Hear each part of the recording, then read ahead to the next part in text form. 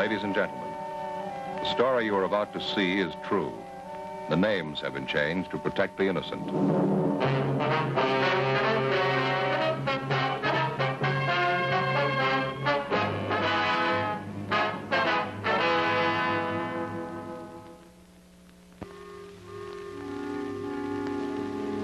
This is the city. Los Angeles, California.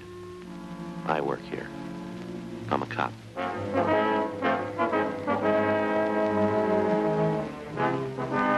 It was Monday, June 8th. It was warm in Los Angeles. We were working the day watch out of Homicide Division. My partner's Frank Smith. The boss is Captain Lorman.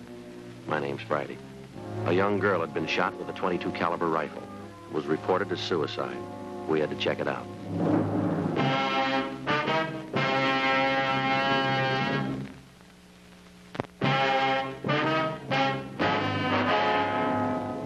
What's the report say? Well, according to this, business office got a call at 2:30 this morning. Landlady out in the Westlake Park district called and said that this young girl had committed suicide. They got an ID on her? No, they got her listed as a Jane Doe, number 17. There's a description here. Better check it with missing person. Yeah. How'd the landlady happen to find the body? Well, according to this report here, she heard the water running in the apartment. She finally went up to see what it was. When she didn't get an answer to the knock, she opened the door and went in and found the body. Well, the girl didn't live in the apartment then, huh? No, the place is rented to a Ross Mitchell. Anything on him? No, report says he wasn't home. He was checked through R&I. No make on him. How about prints on the victim? No go. Checked them out. Nothing on her here. We can send him on to Washington, though. Yeah. Found a suicide note. There's a transcript of it here. What's it say? Ross, I've tried to make you understand. Nothing seems to do any good. I've told you that I won't stand in the way of your career. But you don't want to try to make a go of it. I know this doesn't solve anything, but it's the only way I can think of. Any signature? No. Report says the original copy's over at the crime lab for processing. Mm-hmm. They're going to send it on tomorrow, then? Yeah, I talked to Gorey and Barkley. They rolled on the call. Uh-huh. I said that there's something that doesn't ring for them. They say what it was? No, just that it didn't look right. Well, I guess we better start with the landlady. Yeah, that's the best lead we got. Galindo and Bates are out there now. The place was staked right away. Friday, you want to take it on, too? Yeah, thanks. Homicide, Friday. Oh, yeah. Mm-hmm. I just got it. Yeah. Okay, Max, have him wait there, will you? Yeah. No, we'll be right over. Right.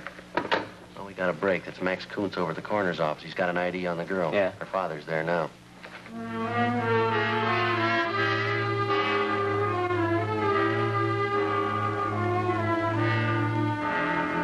8:14 a.m. We left the city hall and went over to the coroner's office in the Hall of Justice. We met the victim's father, a Mr. Robert Paul. He told us there could be no mistake. The body was that of his daughter, Molly. The attendant had given him some smelling salts, and after introducing us, he left to close off the viewing room. I don't know why she'd do it. None of it makes sense. When did you see your daughter last, Mr. Paul? Saturday afternoon. It was the last time I never saw her again. She was gone Saturday night and all day yesterday. Yeah. Did you hear from her at all? No. Weren't you worried about her? No. Sometimes she doesn't come home, stays with a girlfriend. But when we didn't hear from her by last night, I got worried and started calling her out. Did she say where she was going when she left? No, she told me she was going over to see Peggy. So the two of them are going to a show.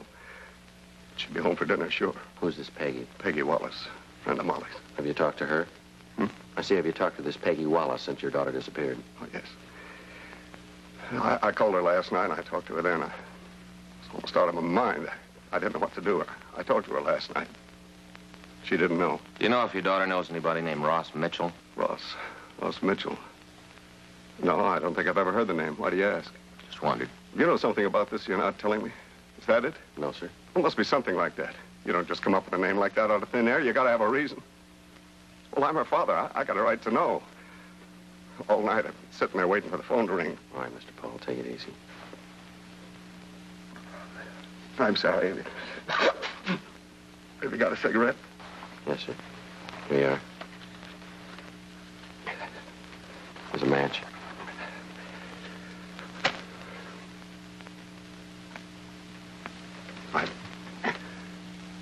I'm sorry about that. It's all right, sir. We understand. Can you give us an address where we can talk to this Peggy Wallace? Yes. She works at a restaurant over on 7th. I've got her home address, too, if you want it. Well, did your daughter have any steady boyfriends that you knew of? No, I don't think so. No one that she went with steady. Was there one man she liked more than the others? I think there was. I don't know who. Her mother asked her about it a couple of times. Wanted to know who the fellow was, and Molly never say. Just said that it wasn't serious and it didn't matter. Did your daughter have a job? Not regular. She used to model once in a while. And maybe she'd Pick up a day's work in pictures, not much. I see. Now, can you think of any reason why she'd want to take her own life? No. She seemed pretty happy, never gave any indication that anything was wrong. Has she been ill lately, would you know, under a doctor's care? No, not that I know about. Possible she might have been seeing a doctor and you wouldn't know it? No, her mother would know and she'd have told me. I'm pretty sure she was feeling all right. Anything about her job, maybe? Anything that bothered her? What do you mean? Well, was she happy with what she was doing? Did she feel like she was doing what she wanted to do? Oh, yeah. Molly didn't want a career. She was looking for a husband, wanted to settle down and raise a family. Mm-hmm. Well, can you think of anything at all that might make her want to take her own life? No. I can't understand it. None of it makes sense to me. Where she was from, she didn't know anybody in that part of town. I don't know what she'd be doing over there. Did she drink? I don't think I understand. Well, I mean, did she drink much, sir? At bars, cocktail lounges, anything like that? Oh, no. No, she didn't. Molly was a good girl. She didn't drink or smoke. She was a good girl. Just a home and family. That's all she wanted, nothing more. I don't know why you're asking me all these questions. I'm her father. You're the police. It's up to you to find the reasons. That's your job, not to come around and say things about my girl. Well, we're sorry. We didn't mean to offend you, Mr. Paul. I'm sorry, too. Sergeant, may I ask you a question? Yes, sir? Are you just going to write this off as a suicide? We don't know. Do you men really think my daughter killed herself? We don't know, sir, but we're going to find out. We continued to talk to the father of the victim. From him, we got a list of the girl's friends, the addresses, and the names of the people she worked for. While we were talking to him, he was unable to give us any idea as to why Molly Paul might want to take her own life. He insisted that he didn't know any one of his daughter's acquaintances named Ross Mitchell. Mr. Paul recovered from the initial shock and went home. 8:40 a.m. We called the girl's mother, Mrs. Paul. She corroborated her husband's story and told us that she didn't know a Ross Mitchell. 8:43 a.m. We checked with the crime lab to see if they'd been able to come up with anything in the dead girl's effects to help us. Lieutenant Lee Jones at the lab told us that they hadn't finished their investigation yet. 8:50 a.m. We drove over to the rooming house where Molly Paul had been found, and we talked with the landlady, Thelma Keene. It's terrible, the poor little thing. Yes, ma'am. You haven't seen Ross Mitchell yet? No, he hasn't come in yet. I told the officers last night that I didn't expect him until noon today. Have you seen the girl before? Once in a while, she'd come in with Ross, wait for him, and then go right out. Did you see her last night? I told the officers that were here last night that I didn't. Didn't you talk to them at all? Well, we have the report they filed, Miss Keene, but we'd like to get some facts from you if we could. Well, it seems like a waste of time, but I suppose you have to. Yes, ma'am. Do you have any idea when Miss Paul might have come in? No, not the slightest. When was the last time you saw Mitchell? Saturday around noon, he came in and told me that he'd be out of town over the weekend. Said for me to keep an eye on the place. Did he tell you where he was going? He said he was going to visit an assistant director friend of his over at La Cañada. Did he say what this friend's name was? No, they're working on a picture together. Ross just met him the other day, asked him out for the weekend. Ross is very good at making friends. Mm-hmm. Do you know where he's working? No, Ross said it was a sea adventure, doing it in full color 3D. Guess it's going to be quite a spectacle. Didn't have all the gimmicks in my day. Ma'am? We didn't have 3D or the other things. In my day, we acted. We knew how to act from the heart. That's me. Henry Montaigne said I played the greatest maid ever. It was a big part. These youngsters, a good flack can make a star out of anybody. Things have changed. Here, this was made over on Catalina Island. We were shooting a jungle picture. We acted. No doubles for us. Real actors. And when was that, ma'am? A few years ago. Why are you asking all these questions about Ross? Well, the note the girl left was addressed to him. Well, that doesn't mean anything. Just some lovesick girl. That doesn't mean Ross had anything to do with it. Well, we have to be sure, Miss Keene. Well, you just believe me. I know the boy. He wouldn't get mixed up in a thing like this. Just some lovesick autograph hunter. Same thing used to happen to me all the time. Is that right? Sure. I used to get a couple hundred letters a week from men asking me to marry them. Said if I didn't, they just couldn't go on. Well, they did, though, but I guess it made them feel better. That's all it was, though, adolescence. How long has Ross lived here, ma'am? Since he came to California. How long has that been? Oh, I guess it's been about 3.5 years. Came out here from the Midwest, wanted to be an actor, moved out, and started pounding on doors. He's done pretty well. He'll do better. He's going to be a big star someday. Handle him right, and he'll be a big man. Yes, ma'am. Has this girl ever come to see anybody else here in the building? No, not that I know of. Never saw her. Mm-hmm. How'd you happen to find the body? Would you tell us? I went to bed about 10:30. They were running one of my old movies on TV, and I stayed up to see it. Did you happen to catch it? It was called The Floods Will Come. It was made over on Catalina. It starred Nick Benton, real movie idol. Here's one of the stills from the picture. Here's the whole company. And that's me. And that's Nick with the puttees. He put on a little weight. I remember he had to do road work while we were there to trim down. He held the company up for a week. It was a grand picture. They didn't do it right on television. It looked a little corny. I guess the way they run it through the machines, you know, we all look pasty, even Nick. Yes, ma'am. Would you go on, please? Well, after I saw the picture, I went out to the kitchen, got a bowl of shredded wheat to eat in bed, and came back to the bedroom, and I heard this noise. What noise was that, ma'am? Like somebody running water in one of the taps. It went on, and pretty soon it started to bother me. I couldn't understand it. Uh-huh. Finally, I went up to see who it was, and the noise came from Ross's apartment. I knocked, but there wasn't any answer, so I unlocked the door and went in. I thought something was wrong. That's when I saw her. Yes, ma'am. She was lying on the bed, and right away I called the police. Now, before you went up, did you hear any other noises? Any sound of a struggle, anything like that? No, just the running water. How about the shot? You hear that? No, I didn't. There was a lot of shooting in the picture I was watching. Did you touch anything in the room? No, I turned on the lights, but that's all. The room was dark when I went in, just turned on the lights, and then I called the police. I see. Now, according to the report, there wasn't any purse found with the body. Did you see one when you went in? I didn't. If I had, you'd have gotten it. What are you trying to say, that I stole her purse? Is that what you're trying to say? No, ma'am. Well, you'd better not. I've got a reputation in this town. I know a lot of big people. I'm not going to have you come in here and call me a thief. We didn't mean to offend you, ma'am. Well, here's a photograph that ought to interest you. This is me when I won the East Indian Award for my picture Sunset in Rangoon. You should have seen the big fire sequence. It was printed up in dye tone, all red. Very effective. Yes, ma'am.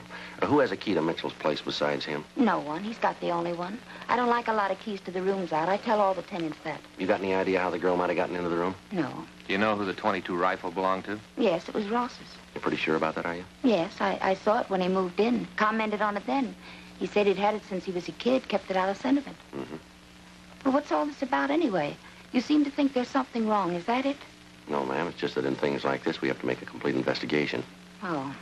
Well, I want to do all I can to help you, but I do have an appointment with my agent, and if there's nothing more you want, I'd like to be going. All right, Miss Keene. If we want to talk to you, we'll be able to reach you here? Yes, right here. All right, we'll give you a call to tell you about the inquest. Am I going to have to be there?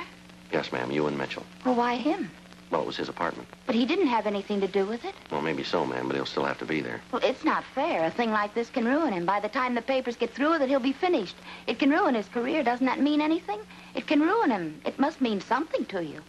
Yes, ma'am. So does that dead girl. We gave our card to Thelma Keene and asked her to call us in the event she thought of anything else. We also asked her to notify us immediately in the event she heard from Mitchell.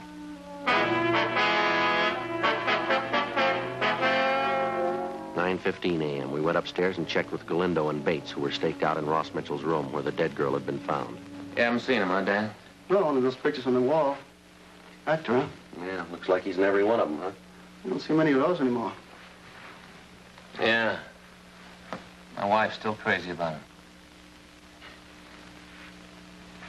Well, we'll check you later, huh? Right. The stakeout in the room continued.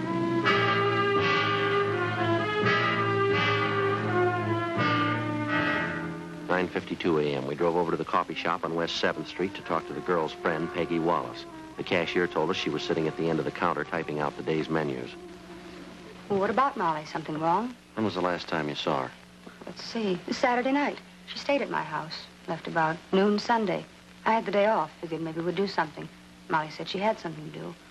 Last time I saw her was Sunday morning. Do you know a man named Ross Mitchell? That bum. Why do you say that, Miss Wallace?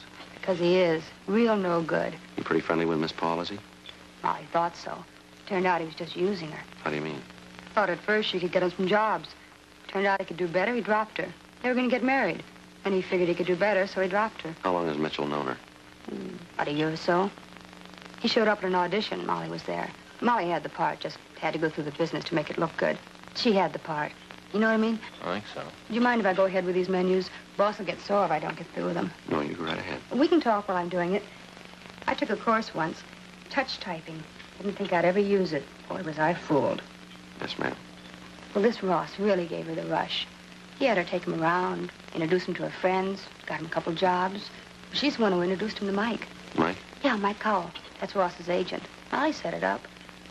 There wasn't anything she hadn't done for him. And the bum acts like this. What do you mean? Treats her so bad. Say, how do you spell croquettes? I think it's Croquettes.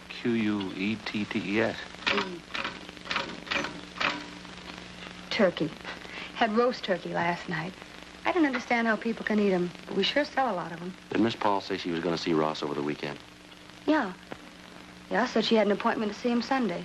Said she'd called him and set it up. You know what time? No. She just said that she wasn't going on like they had been. It had to be straightened out. Mm-hmm. I don't blame her. She told all her friends she was going to get married. And then at the last minute, Ross had backed out. I'll call the crime lab, see if they finished. Right. How did Mitchell and Miss Paul seem to get along? What do you mean? Well, they have any arguments, disagreements? Not often. About the only trouble they had was about their getting married. Ross kept saying it wouldn't do him any good to be married now. Thought it might hurt his career. That's all he ever thought about. Were you ever present at any of these arguments? Once. We'd gone out on a double date. Went to a place down at the beach. Had dinner, and on the way back, we stopped for a few drinks. Mm-hmm. Ross got pretty drunk. Got in a big thing about his career. Joe. Yeah. See you a minute. Yeah. Excuse me, Miss Wallace. Sure. Say, before you go, is there 1 L or 2 L's in broccoli? I think it's one. Thanks. I just talked to Lee Jones. Did he finish up? Yeah, something's wrong. What's that? He thinks the girl was murdered.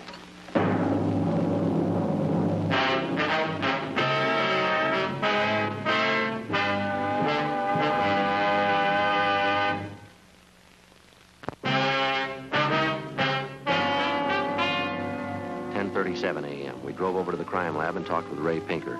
He told us that when they checked for powder burns on the body, they hadn't found any. They measured the reach of the dead girl and found that it would have been almost impossible for her to have pulled the trigger on the rifle, leaving the fingerprints that they had found on the gun. The Walker test failed to show any traces of nitrate powder on her hands or clothing. The handwriting on the suicide note found in the room was checked against samples of Molly Paul's writing. They were not the same. From their findings, the men in the crime lab said that it was their opinion that the girl had not killed herself, that she'd been murdered. We went back to the city hall and called Thelma Keene. She told me that she hadn't heard from Ross Mitchell. Frank prepared a local and an APB on the suspect, and it was sent out. 12:30 p.m. We went back to the rooming house and relieved the stakeout. Still no sign of the suspect. 1:30 p.m. Who are you? What are you doing to my... Come on in. Who are you? Police officers, put that bag down. What's going on here anyway?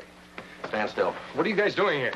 You Ross Mitchell? Yeah, why? You know a girl named Molly Paul? What's she got to do with this? You know her? Yeah, I know her. When's the last time you saw her? Say, what's this all about? What's all these questions? When's the last time you saw Molly Paul? Friday night, I guess. Don't you know for sure? All right, Friday night. You haven't seen her since, huh? I told you the last time was Friday night. You didn't see her Sunday? No. Where were you Saturday and Sunday? Out of town. Where? La Cañada. You prove you were there? Why? Can you prove you were there? I don't like all this, you guys coming in here asking a lot of questions. What are you trying to prove? Who are you staying with? Friend of mine. What's his name? I'm not going to have him dragged into this. You haven't got much choice. Well, that's what you say. You haven't told me what this is all about. I'm not telling you anything about who I was with until you tell me a few things. All right, now you look, Mitchell. We're not out here to pass the time of day. You better come up with some straight answers quick. Now, who are you with? Friend of mine, guy named Sid Austin. What's his phone number? You going to call him? Want to check your alibi. What's Austin's number? It won't do you any good to call him. Thought you said you were there. I was. And we gotta call him. Well, he won't be able to tell you anything. He wasn't there. He just let me use his place. Wasn't anybody there. Who's got a key to this place besides you? You mean here? Yeah. Nobody. You got the only key, huh? That's right. The landlady's got one, just the two of them. Well, you got any idea how somebody else could have got in here? No, why? How well do you know Molly Paul? What's she got to do with this? How well do you know her? Well, we used to go together. Anything serious between you? She thought we might get married. How'd you feel about that? Oh, I don't think that's any of your business. Yeah, well, maybe it is, fella. Now, how'd you feel about her? I like her. She's a nice girl. Nothing more. No, now look, I think it's about time you told me what this is all about. Something to do with Molly, is that it? Something happened to her? That's right. What? She's dead.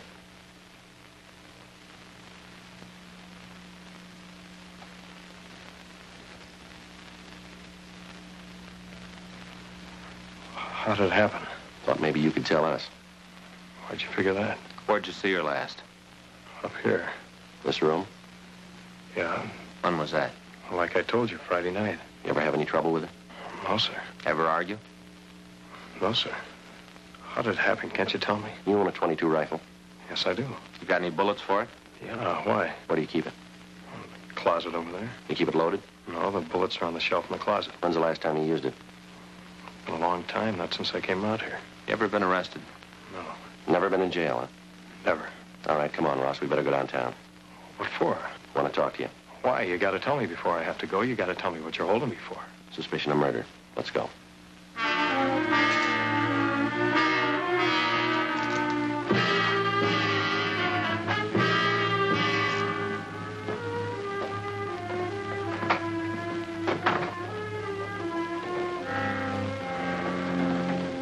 Where are you going? Just a moment, please.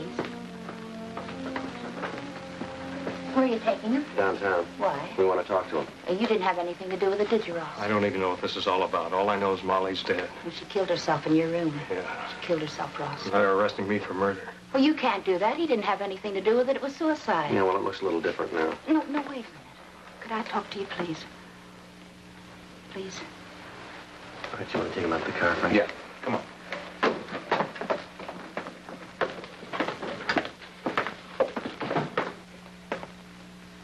Well, you can see you're making a mistake. Ross didn't have anything to do with it. He's going to have enough trouble with this girl killing herself in his room. You can't arrest him for murder. It was suicide. Doesn't look that way now, ma'am.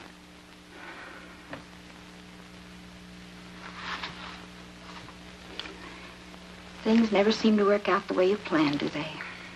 Ma'am? Do you know what this is? Yes, ma'am.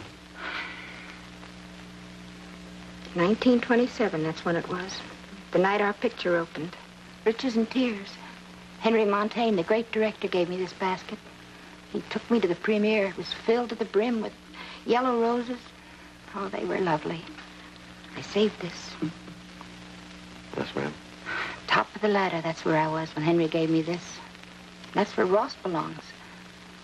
That's where he could be if he wanted to. Yeah. I tried to help him. Heaven knows I tried. I got him to meet a lot of important people, a lot of contacts. You think he was interested? You bet he was. And how did he show it? He thanks me for all I've done by running around, chasing after that young nobody, that Molly. I tried to reason with her, tried to talk some sense into her. I told her that she couldn't do anything for him. I told her that I could make him a star, bigger than anybody. She said she loved him. She doesn't know what love is. All right, go ahead. And she came over here all the time, begging Ross to marry her. I told her to get out of his life and stay out, to leave him alone. He didn't need her. She couldn't do anything for him. When was all this? Sunday evening, she came over, said they were going out on the town. When you're young, you know everything. I'm one of the biggest stars this town ever had. She's a nobody. I know what's good for the boy. You told us that you didn't see the girl Sunday night, isn't that right? That's what I said. Did you see her on Sunday? Yes, I did. She wanted me to let her into Ross's apartment. I told her he wasn't there. She said it didn't make any difference. Said she'd wait for him. Yeah. I told her to leave him alone. She didn't understand him. She didn't know how to take care of him. I knew the right people. He could have written his own ticket in this town. He could have been big. You don't want him. I killed her. All right, you want to get your coat? Yeah, it doesn't make any difference. I did it for him. I thought you'd figure it was suicide. I didn't count on you thinking it was anything else. You wrote the note, did you? I did. That's what you've got to understand for him. That's all that counted. He'd marry her and he'd been through. I had to stop it. I didn't want to kill her. Ross is a fine actor, real talent. That doesn't come along very often, real talent. You'd be willing to give us a statement? Yeah, I want to do the right thing. All right. You ready to go? Just one more thing. Yeah. I didn't show you this photograph, did I? This was taken the night my picture opened. I haven't changed much since then. Not really. I wear my hair a little different, that's all. Yes, ma'am. You've got to promise me when we get downtown, no pictures. I don't want them to take any pictures of me. None. Well, we'll do what we can. Yes. This is the one we'll release to the press.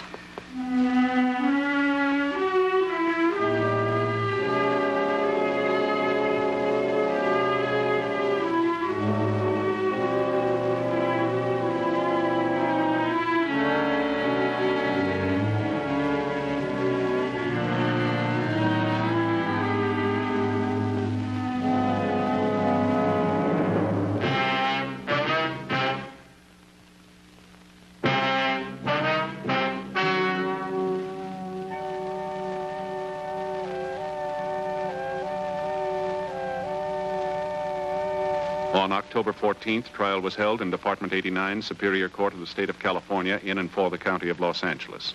In a moment, the results of that trial.